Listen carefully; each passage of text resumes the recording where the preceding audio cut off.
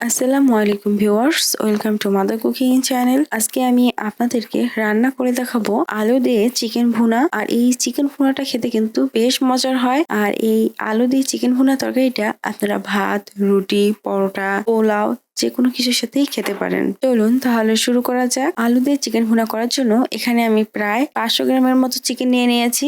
আর এখানে আমি বড় বড় 4টি পিস নিয়েছি চিকেনের। এখন আমি দিয়ে দিব লবণ পরিমাণ মতো, হলুদের গুঁড়া 1 চা চামচ, দিয়ে দিব মরিচের গুঁড়া 1 চা চামচ। এখন আমি এই চিকেন গুলোকে খুবই ভালোভাবে মেরিনেট করে নিব। চিকেন গুলো খুব ভালোভাবে মেরিনেট করা হয়ে গেলে এই সময় আমি চুলার উপর একটি কড়াই বসিয়ে দিব। তারপর চুলাটি অন করে চুলার আঁচ মিডিয়ামে রাখবো। দিয়ে দিচ্ছি সয়াবিন তেল 1/4 কাপ। এখন আমি মেরিনেট করা চিকেন গুলো দিয়ে খুবই ভালোভাবে ফ্রাই করে নিচ্ছি। চিকেন পিস গুলো যেহেতু বেশ বড় বড় পিস করা হয়েছে, তাই এই চিকেন পিসগুলো ফ্রাই হতে বেশ কিছুটা সময় লাগবে। তাই আমি এই সময়ে আলুটা মেরিনেট করে নিব। তার জন্য এখানে আমি 2টি বড় বড় আলু 4 পিস করে নিয়েছি।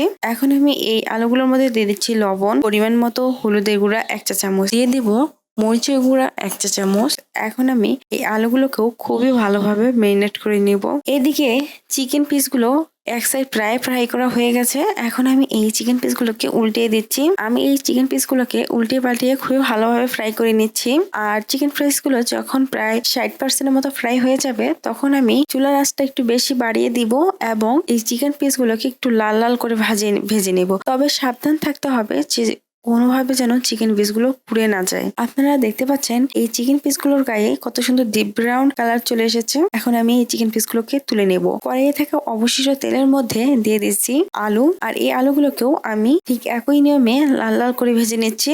আলুগুলো প্রায় ভাজা হয়ে গেছে। এখন আমি এই আলুগুলোকেও তুলে নিচ্ছি। কড়াইয়ে থাকা অবশিষ্ট তেলের মধ্যে দিয়ে দিচ্ছি কালো এলাচ 1টি, সাদা এলাচ 3টি। এই এলাচগুলোকে আমি একটু ফাটিয়ে নিয়েছি। এতে করে এর ভিতর থেকে স্মেলটা খুবই ভালোভাবে বের হবে। দিয়ে দিয়েছি দারচিনি 3টি টুকরা এরকম মিডিয়াম সাইজের, দিয়ে দিচ্ছি লং 5টি, জয়ত্রী 2টি টুকরা এইরকম মিডিয়াম সাইজের, গোলমরিচ 10 থেকে 15টি, তেজপাতা 3টি। এখন আমি এই মশলাগুলোকে ঠিক ততক্ষণ পর্যন্ত ফ্রাই করব যতক্ষণ না পর্যন্ত এই মশলাগুলো থেকে খুবই সুন্দর একটা স্মেল বের না হয়। আর এই মশলাগুলো ফ্রাই করার সময় অবশ্যই চুলার আঁচটা কিন্তু মিডিয়াম লো করে রাখতে হবে। আর যখন এই মশলাগুলো থেকে খুব সুন্দর স্মেল বের হতে শুরু করবে, তখনই আমি দিয়ে দিব পেঁয়াজ কুচি 1 কাপ। এখন আমি এই মশলাগুলোর সাথে এই পেঁয়াজগুলোকে খুবই ভালোভাবে ফ্রাই করে নিব।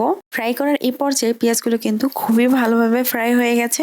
এখন আমি দিয়ে দিব জিরা বাটা 1/2 টেবিল চামচ, আদা বাটা 1/2 টেবিল চামচ, রসুন বাটা 1/2 টেবিল চামচ। এখন আমি আদা ও রসুনের কাঁচা গন্ধ চলে যাওয়া পর্যন্ত এগুলোকে খুবই ভালোভাবে ফ্রাই করে নিব।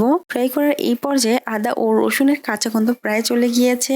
এখন আমি দিয়ে দিব হলুদের গুঁড়া 1 চা চামচ, মরিচের গুঁড়া 1/2 টেবিল চামচ, লবণ পরিমাণ মতো। তারপর এগুলোকে ভালোভাবে নাড়িয়ে দিয়ে দিচ্ছি পানি 1 কাপ। এখন আমি এই মশলাগুলোকে এই পানির মধ্যে খুবই ভালোভাবে কষিয়ে নেব। আর এই মশলাগুলো কষানোর এক পর্যায়ে আপনারা দেখতে পাচ্ছেন যে মশলাগুলোর উপর কত সুন্দর তেল ভেসে উঠেছে। ঠিক এই সময় আমি দিয়ে দিচ্ছি চিকেন পিসগুলো। তারপর আমি এই মশলাগুলোর মধ্যে এই চিকেন পিসগুলোকে খুবই ভালোভাবে কষিয়ে নেব। চিকেন পিসগুলো আমি বেশ কিছুক্ষণ সময় নিয়ে খুবই ভালোভাবে কষিয়ে নিয়েছি। এখন আমি দিয়ে দিব পানি। পানিটা আমি কড়াইয়ে যে পর্যন্ত চিকেন পিসগুলো রয়েছে ঠিক সেই বরাবর পানি দিয়ে নিয়েছি। আর এই পানিতেই আমি এই চিকেনগুলোকে খুবই ভালোভাবে কুক করে নেব। পানি দেওয়ার পর আমি এই চিকেন পিসগুলোকে খুব ভালোভাবে নাড়িয়ে ঢাকনা লাগিয়ে দিচ্ছি। আমি ঢাকনা লাগিয়ে প্রায় 8 থেকে 9 মিনিটের মতো সময় এই চিকেন পিসগুলোকে কুক করে নিয়েছি। এখন আমি আপনাদেরকে ঢাকনা খুলে দেখাচ্ছি। এ সময় আমি দিয়ে দিব আলু। আমি ফ্রাই করা 4টি আলু এখানে দিয়ে দিচ্ছি। আবারও ঢাকনা লাগিয়ে আলু ও চিকেনগুলোকে খুবই ভালোভাবে কুক করে নেব। রান্নার এই পর্যায়ে দেখা যাচ্ছে যে তরকারিটার ঝোলটা অনেকটা শুকিয়ে এসেছে। ঠিক এই সময় আমি দিয়ে দিব টক দই 1/2 কাপ, চিনি 1 টেবিল চামচ। তারপর এই তরকারিটাকে খুব ভালোভাবে নাড়িয়ে ঢাকনা লাগিয়ে রান্না করে নেব। আর টক দই দেওয়ার কারণে পানির পরিমাণটা আরেকটু বেড়ে গিয়েছে, তাই এই ঝোলটাকে আমি শুকিয়ে নেব।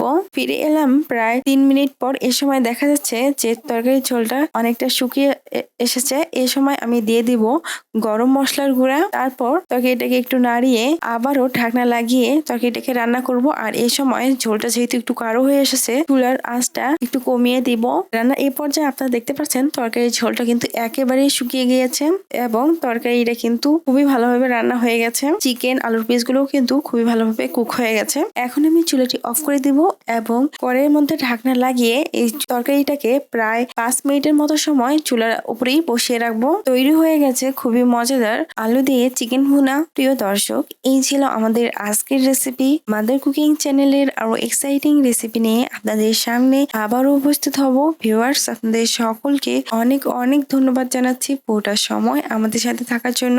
আমি উইশ করব আপনারা সবাই ভালো থাকবেন, সুস্থ থাকবেন এবং মাদার কুকিং চ্যানেলের সাথে থাকবেন। এই চ্যানেলে নতুন হয়ে থাকলে চ্যানেলটি সাবস্ক্রাইব করুন এবং ভালো লাগলে লাইক কমেন্ট ও শেয়ার করুন। ধন্যবাদ।